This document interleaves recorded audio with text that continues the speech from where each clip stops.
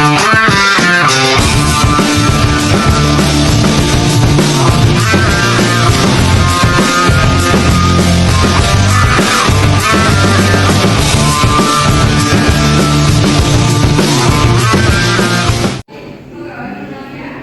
pagi semuanya. Pagi Pak. Kali ini kita akan membahas materi yang penting dari manajemen audit, yaitu monitoring pemeriksaan. Apakah sebelumnya kalian mengetahui materi ini? Tidak Pak. Kalau tidak salah, monitoring itu semacam pengawasan terhadap kegiatan audit ya Pak?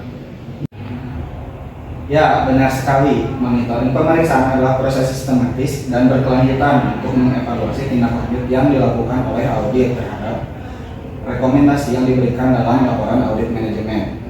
Secara esensi, ini bukan sekedar mengecek checklist, tetapi merupakan bagian integral dari siklus audit yang memastikan bahwa temuan dan rekomendasi audit benar-benar membawa perbaikan dan nilai tambah atau value added bagi organisasi tersebut.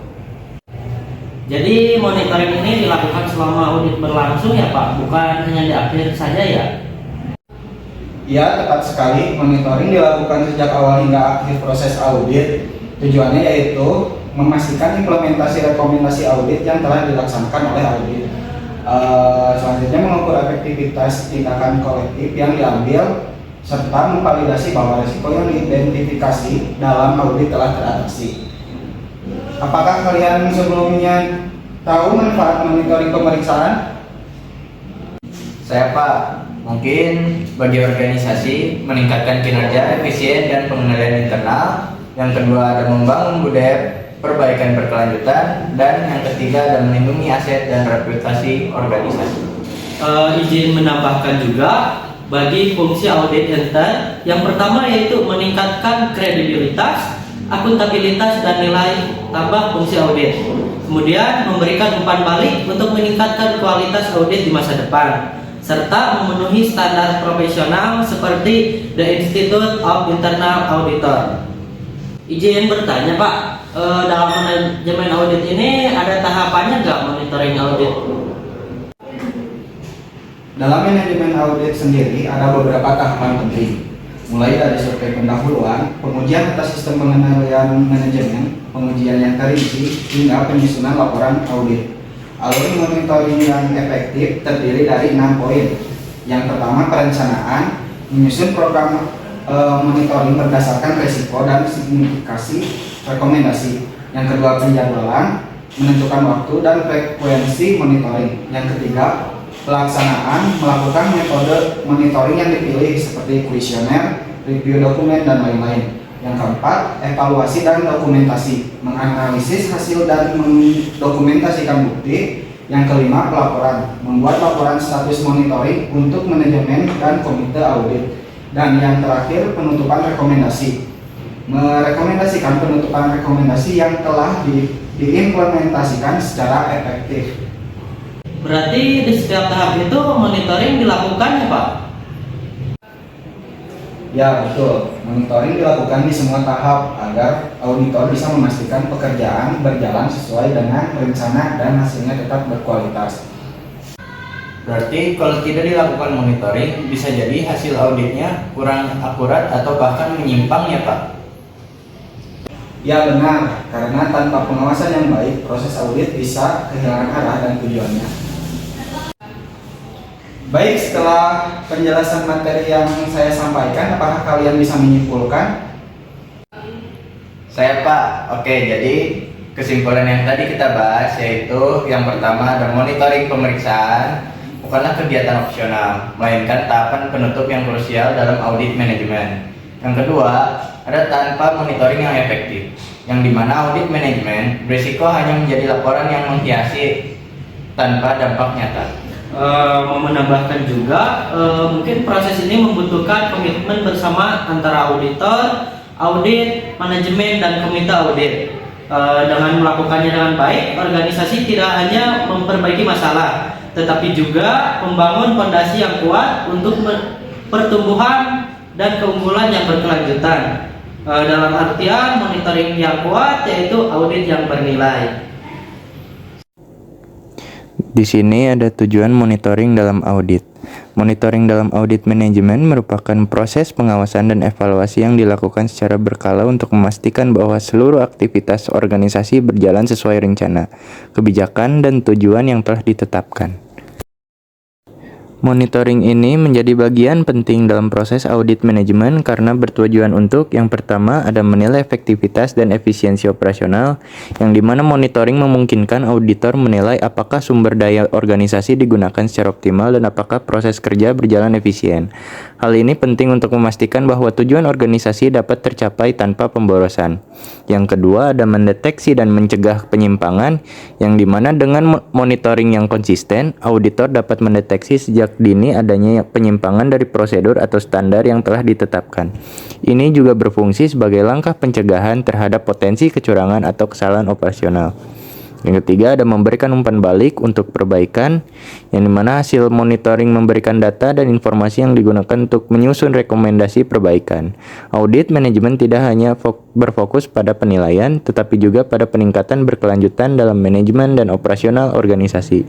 Yang keempat, ada memastikan kepatuhan terhadap kebijakan dan regulasi, yang dimana monitoring dalam audit membantu memastikan bahwa seluruh bagian organisasi mematuhi peraturan internal perusahaan maupun regulasi eksternal yang berlaku. Ini penting untuk menghindari risiko hukum dan reputasi.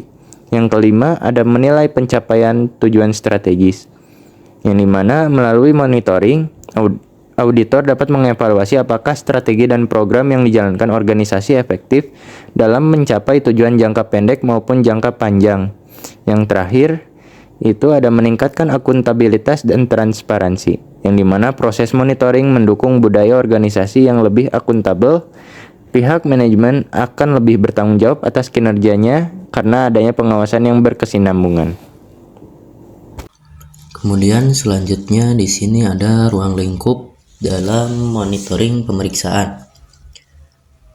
Monitoring pemeriksaan dalam manajemen audit memiliki beberapa ruang lingkup utama, yaitu sebagai berikut. Yang pertama, rencana dan strategis operasional. Monitoring ini menilai apakah rencana dan strategi operasional telah disusun dan dilaksanakan secara efektif untuk mencapai tujuan organisasi. Audit ini mengevaluasi pemahaman dan penerapan strategi serta pencapaian target. Kemudian yang kedua yaitu struktur dan fungsi organisasi, yaitu menilai kesesuaian struktur organisasi dan fungsi-fungsinya dalam mendukung tujuan manajemen serta efektivitas, koordinasi, dan pelaksanaan tugas. Yang ketiga, proses manajerial, yaitu melibatkan pengawasan terhadap kegiatan pengelolaan, perencanaan, pengorganisasian, pengarahan, dan pengendalian untuk memastikan proses manajerial berjalan sesuai standar dan efisien. Yang kelima, sumber daya organisasi, yaitu monitoring yang menilai ketersediaan, pemanfaatan, dan pengelolaan sumber daya manusia, keuangan, dan aset lain dalam organisasi agar optimal dan sesuai kebutuhan operasional. Yang kelima, kepatuhan terhadap kebijakan dan regulasi, yaitu memeriksa apakah organisasi mematuhi kebijakan internal dan regulasi eksternal yang berlaku agar terhindar dari risiko hukum dan menjaga tata kelola yang baik. Yang keenam, sistem pengendalian internal. Evaluasi terhadap efektivitas sistem pengendalian internal yang ada, yaitu untuk memastikan pengendalian risiko dan perlindungan aset organisasi. Yang ketujuh, kinerja dan hasil kerja, yaitu menilai pencapaian kinerja organisasi berdasarkan indikator hasil kerja yang telah ditetapkan, mendeteksi penyimpangan, dan memberikan rekomendasi perbaikan.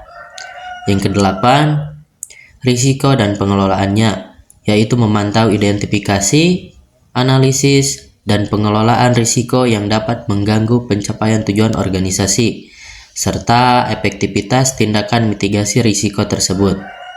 Secara keseluruhan, monitoring pemeriksaan dalam manajemen audit berfungsi sebagai alat evaluasi menyeluruh untuk memastikan efektivitas, efisiensi, dan dalam operasional organisasi serta untuk mendukung perbaikan dan pengambilan keputusan manajemen.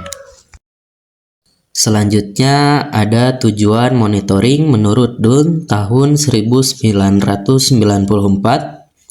menjelaskan bahwa monitoring mempunyai beberapa tujuan sebagai berikut. Yang pertama, compliance atau kesesuaian, yaitu menentukan apakah implementasi kebijakan tersebut sesuai dengan standar dan prosedur yang telah ditentukan. Yang kedua, auditing atau pemeriksaan, menentukan apakah sumber-sumber atau pelayanan kepada kelompok sasaran memang benar-benar sampai kepada mereka. Yang ketiga, accounting atau laporan, menentukan perubahan sosial dan ekonomi apa saja yang terjadi setelah implementasi sesuai kebijakan publik dari waktu ke waktu. Yang keempat, explanation atau penjelasan, menjelaskan mengenai hasil-hasil kebijakan publik berbeda dengan tujuan kebijakan publik. Dalam pelaksanaan monitoring terdapat unsur-unsur metode monitoring. Menurut Prihatin tahun 2011, metode monitoring tersebut antara lain: yang pertama, penyampaian laporan dokumentasi dan koordinasi rutin. Yang kedua, pengamatan kerja sehari-hari melalui kunjungan mendadak. Yang ketiga, asesmen eksternal. Yang keempat, wawancara. Yang kelima, diskusi kelompok. Yang keenam, kunjungan laporan berkala. Yang ketujuh, survei pengumpulan data dan perbincangan kondisi sebelum dan sesuai intervensi. Yang kedelapan, pengamatan kerja. Kemudian, monitoring juga memiliki beberapa tujuan yang lain, yaitu mengkaji apakah kegiatan-kegiatan yang dilaksanakan telah sesuai dengan rencana. Kemudian melakukan penilaian apakah pola kerja dan manajemen yang digunakan sudah tepat untuk mencapai tujuan kegiatan. Mengetahui kaitan antara kegiatan dengan tujuan untuk memperoleh ukuran kemajuan. Menyesuaikan kegiatan dengan lingkungan yang berubah tanpa menyimpang dari tujuan. Kemudian prinsip dari monitoring atau pemantauan adalah: yang pertama, monitoring harus dilakukan terus-menerus. Yang kedua, monitoring harus menjadi umpan terhadap perbaikan kegiatan program organisasi. Yang ketiga, monitoring harus memberi manfaat baik terhadap organisasi maupun terhadap pengguna produk atau layanan. Yang keempat, monitoring harus dapat memotivasi sifat dan sumber daya lainnya untuk berprestasi. Yang kelima, monitoring harus berorientasi pada peraturan yang berlaku. Yang keenam, monitoring harus objektif. Yang ketujuh, monitoring harus berorientasi pada tujuan program. Kegiatan monitoring dimaksudkan untuk mengetahui kecocokan dan ketepatan kegiatan yang dilaksanakan dengan rencana yang telah disusun. Monitoring digunakan pula untuk memperbaiki kegiatan yang menyimpang dari rencana, mengoreksi penyalahgunaan aturan dan sumber-sumber, serta untuk mengupayakan agar tujuan dicapai seefektif dan seefisien mungkin.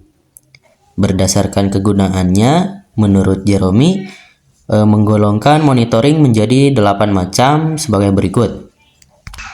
Yang pertama, monitoring yang digunakan untuk memelihara dan membakukan pelaksanaan suatu rencana dalam rangka meningkatkan daya guna dan menekan biaya pelaksanaan program.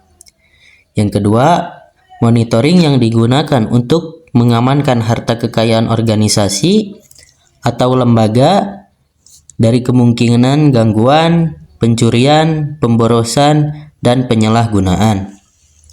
Yang ketiga, Monitoring yang digunakan langsung untuk mengetahui kecocokan antara kualitas suatu hasil dengan kepentingan para pemakai dengan kemampuan tenaga pelaksana.